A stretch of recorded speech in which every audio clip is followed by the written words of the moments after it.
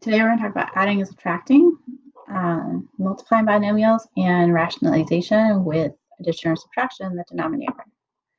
When we add or subtract radicals, we can only combine like radicals or like terms. If you don't see any like terms, try to simplify first, then combine. What we mean by like terms here is the fact that the roots have to be matched, so they either have to both be square roots or both be cube roots. The stuff underneath has to be the same, and of course the variables must be the same. When we do these, we're going to add and subtract the numbers in front of the radicals, not the numbers underneath the radicals. So for number 1, I see 4 square roots of 2 plus 2 square roots of 2. They both have square root of 2, so they are like terms. We're going to add the numbers in front. 4 plus 2 is 6. And then we just put the square root of 2 next to it, just like if they were x's. We know 4x plus 2x is 6x. Same concept. For number 2, it doesn't look like we have any like terms. That's the square root of 8x squared y, and then the square root of 2y.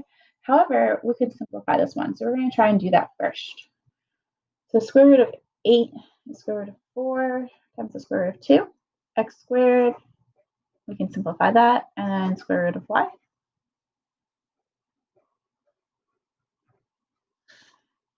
The square root of 4 is 2. Square root of x squared is x. And then I can't do square root of 2 or square root of y. And we're just going to bring down the minus x square root of 2y. Now they are like terms. They both have an x on the outside. They both have 2y on the inside. So it's 2 minus 1, which is going to give us 1, x square root of 2y.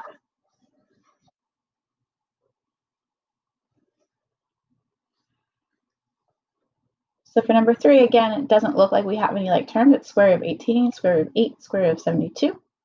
But we're going to try and see if any of them can simplify. So I'm going to keep the 6.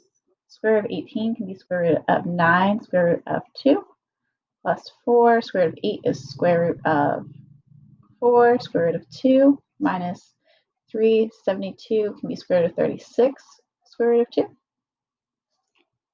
we're like, ooh, this is looking a little bit better. So 6 square root of 9 is 3, square root of 2, plus 4 times 2 from the square root of 4, square root of 2, minus 3 times 6, square root of 2. 6 comes from the square root of 36.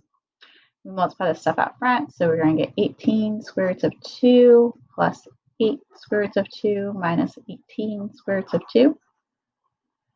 And then we combine the coefficients, the numbers out front, so we're going to be left with 8 square roots of 2.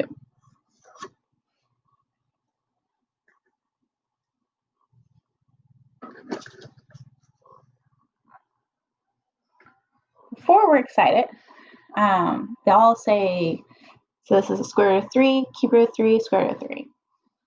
Because these both have square root of 3, those are my like terms. So 8 plus 6 is 14 square roots of 3. And then we're just going to tack on the 5 cube roots of 3. These are not like terms because this is a square root and that's a cube root. For our next one, it doesn't look like anything's a like term, so we're going to try and simplify. We're dealing with cube roots here. So the cube root of 2, x to the 7th, we can't divide 7 by 3, but we can divide 6 by 3.